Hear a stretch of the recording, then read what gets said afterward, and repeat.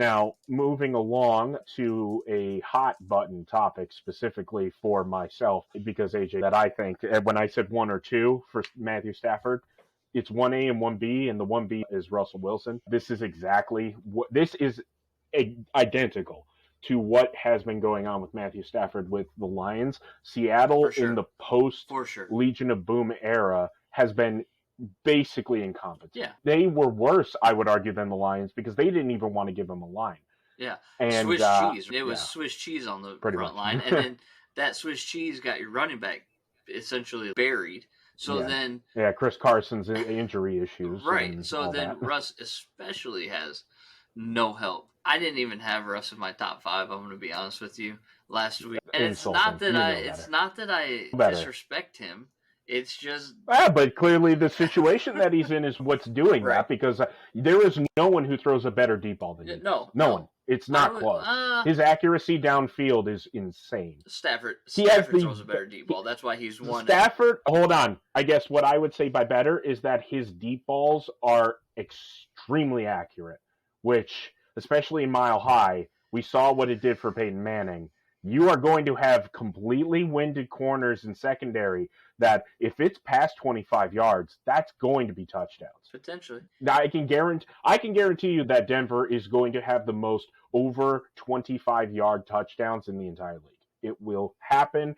Russ is going to be throwing for over 5,000 yards. He is going to have a career resurgence here, just Peyton Manning did. Maybe even better. There is no doubt in my mind Russ is winning the MVP this year. He is winning the MVP. That team is going to win at least 12 games. And I think they're winning the division over Kansas City. And this situation is perfect. I don't want to go too far into the Denver thing. Way back when the big picture was still a deal, we covered the AFC West. So if you have any curiosities about my feelings on that, go there for that. That's in the historical record now. It is, and we're not going to get into that. But it's interesting that you liken Russ to Peyton and it happening in Denver. Even though, do you really think that they're on like the same level of their career when they went to Denver?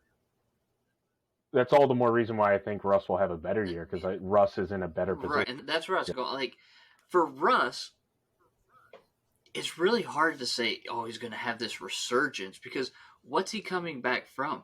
Everybody knew that Seattle was terrible.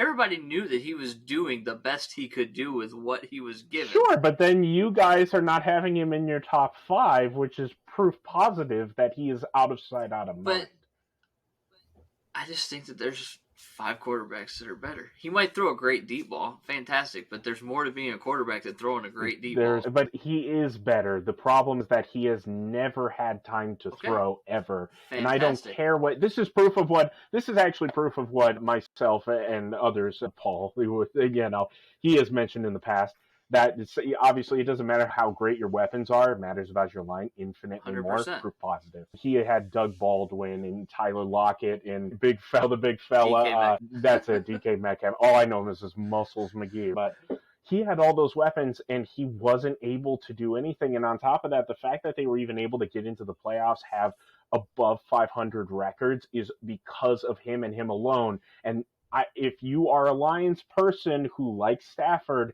how is that not dissimilar in those situations? It's dissimilar in the fact that I didn't watch Russ as much as I watched Matthew Stafford. Yeah. But, hey, look, I'm not going to sit here and pull the wool over your eyes, but I'm going to tell you the truth. I watched Russ, and it all does come down to line play, because the one knock that I would say on Russ is he is very quick to escape a pocket, but he had to, right? Because he didn't have any time.